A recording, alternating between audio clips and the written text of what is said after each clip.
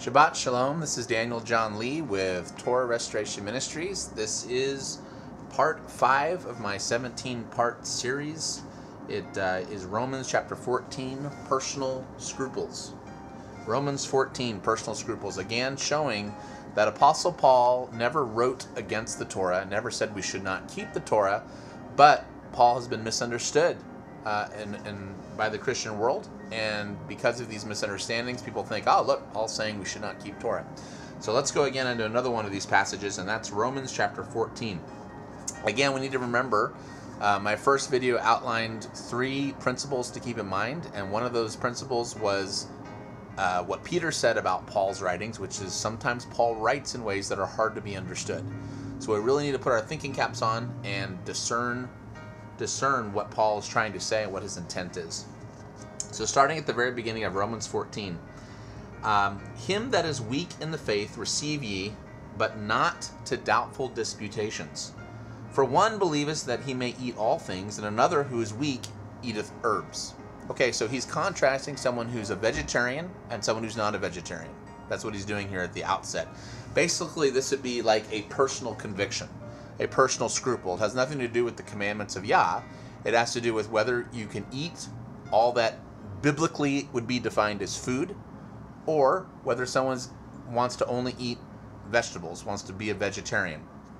And basically Paul's saying, look, these are personal scruples between believers, and this is not something that you should judge each other about, okay? He in no way is bringing up whether we should eat pork or shellfish. Remember, Paul is writing as a Jew, and he would never consider pork or shellfish food, okay? Wouldn't ever be considered as food. So when he says he that eats all things, he means eating those things which are biblically defined as food, which you can find in Leviticus chapter 11. Let not him that eats despise him that eats not, and let not him which eats not judge him that eats, for Yah hath received him. So who are you that judges another man's servant? To his own master he stands or falls, yea, he should be holden up, for Yah is able to make him to stand. So again, he's saying, look, if someone's a vegetarian and someone's not, this is not in any way has anything to do with the commandments of Yah. These are personal convictions and scruples. Don't be judging each other about that. Now, in verse 5, he kind of switches into a new idea that's related to this idea of personal convictions. He says, one man esteems one day above another, and another esteemeth every day alike. Let every man be fully persuaded in his own mind. He that regards the day regards it unto Yahweh, and he that regards not the day, to Yahweh he does not regard it. He that eats to Yahweh, for he gives Yah thanks, and he that eats not, to Yah he eats not, and gives God thanks. Now what is Paul talking about here? He's talking about specific days in which there were personal convictions about not to eat, and certain days where you could eat.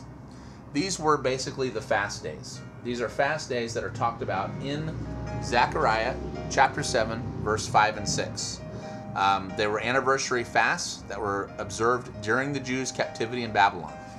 And there were 4 traditional fast days that are mentioned in Zechariah. One was the fast of the 4th month. That's in remembrance of the breaking of the wall of Jerusalem. The second fast was the fast of the 5th month. That's in remembrance of the burning of the temple. There's the fast of the 7th month, which is not Yom Kippur. It's actually in remembrance of the killing of Gedaliah, which completed the dispersion.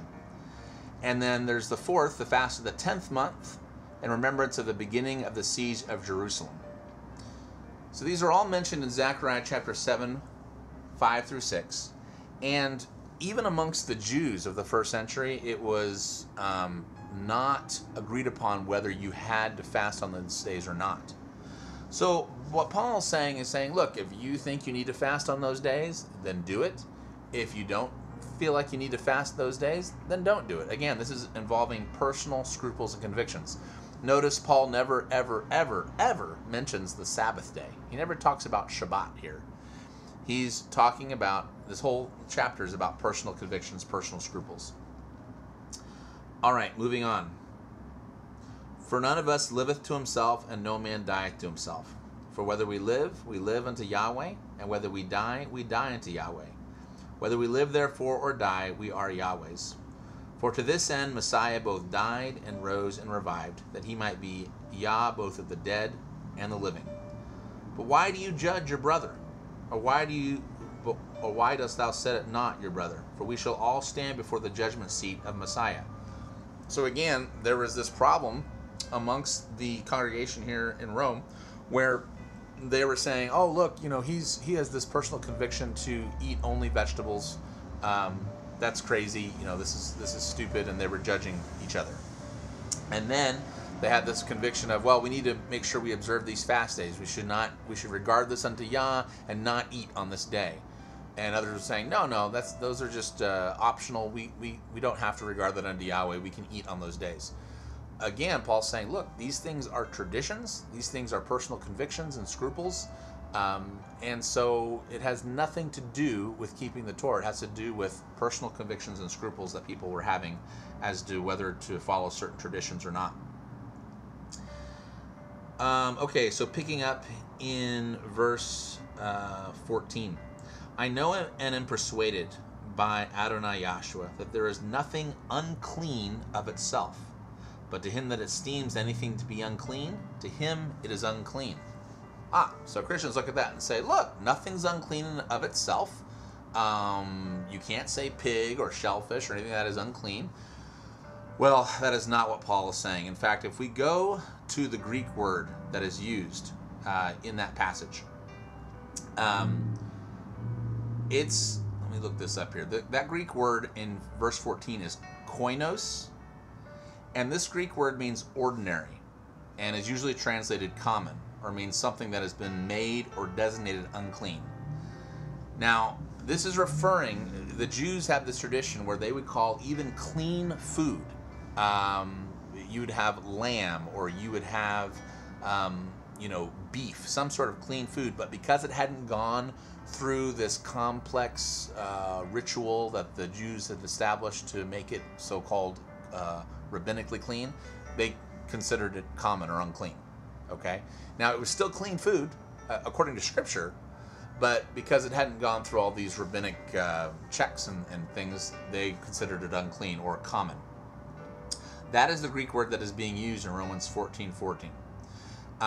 This word is found in 10 other verses all through the New Testament, but only in Romans 14:14 is it translated unclean. It should actually be translated common. Another related Greek word is koinu, that has a similar meaning of something that has been made or designated unclean, that is not in and of itself normally unclean. In 11 other verses, this word is not translated as unclean. Now, there is a word that it means unclean. It occurs in 28 places in the New Testament. It's the Greek word akathartos, and this Greek word means something that in and of itself is unclean or profane. It's always used to refer to devils or to animals that Yahweh has identified as unclean. But this is not the word Paul used in Romans 14:14. Again, the Jews had added a designation to the clean food laws of Scripture that was not in Scripture, and that designation was common animals. These are animals that are clean animals that Judaism labeled unfit because they came from a Gentile source or did not meet a standard established by men of Judaism. And this ties back to Acts chapter 10. That's why Peter in the vision of Acts 10 told the Almighty, "I've never eaten anything that is common or unclean." There's actually no scriptural prohibition against that which is common. Okay? That is what Paul was addressing in Romans 14:14. Nothing is common of itself. And that is an added designation by man. It's not from Yah. That's why Paul followed this writing with, "To him who accounts anything to be common," to the individual. If someone thinks, this is common, I shouldn't eat it, then to him it's common, and he shouldn't eat it. But to the individual who is not so designated something common, because again, Scripture has nothing to say about whether you can eat common food or not, then it's okay to eat. So again, this is another personal scruple or conviction.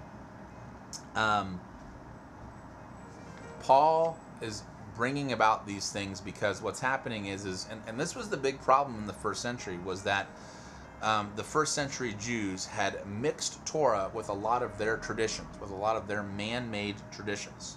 And so Paul is trying to untangle that through using the Spirit of Yah. And so again, verse 14 should be more accurately translated, I know and am persuaded by Adonai Yahshua that there is nothing common of itself. To him that esteems anything to be common, to him it is common. All right? But if your brother be grieved by your meat, now walkest thou not charitably. Destroy not him with thy meat for whom Messiah died. So if you're eating with someone and they're like, look, that's common, you shouldn't be eating that, then, be charitable. Be like, okay, I won't eat that. So this has nothing to do with whether to eat pork or shellfish, whether to eat unclean animals. Nothing to do whatsoever, okay? This has to do with traditions of men and personal convictions and scruples. That's what Romans 14 is about. Now, Christians will try to read this passage and say, look, see, Paul's saying we don't need to keep the Shabbat. Look, Paul's saying all these foods are clean. That doesn't make any sense, okay? It doesn't make any sense whatsoever. Because, first of all, Paul never talks about the Sabbath day. That's a commandment from Scripture. Paul never refers to unclean animals, pork and shell. He never points that out, never brings that out. And that wasn't the issue. The issue is making sure that we are not judging each other based off of personal convictions and scruples. If you have a conviction to fast every Wednesday, then that's great. Okay? That's wonderful. Now, you shouldn't impose that on somebody else, but if you have that personal conviction and scruple, then you should do that. And so Paul's basically saying, look, charity needs to rule in your hearts when it comes to believers coming together and having different personal convictions and scruples. One brother may be weaker in the faith and may only be able to eat vegetables. He can't eat meat. And if that's the case, then walk in charity and be charitable toward that brother. Don't be like, oh, that you're being stupid and dumb and I can't believe that you're only eating vegetables. No, that's not that's not how we should be walking at all. So Romans 14, it's a very, very clear passage about personal convictions, personal scruples, having to do with various fast days, having to do with food that was designated common, okay, by rabbis, by the first century Jews, but it wasn't necessarily unclean food. And again, when you go to actually to the Greek word that's being used there, that's very, very clear. All right, well, this is part 5 of 17, Romans 14. I hope this is a blessing. And this is Daniel John Lee with Torah Restoration Ministries. Website is www.spiritandtorah.com. Shabbat Shalom.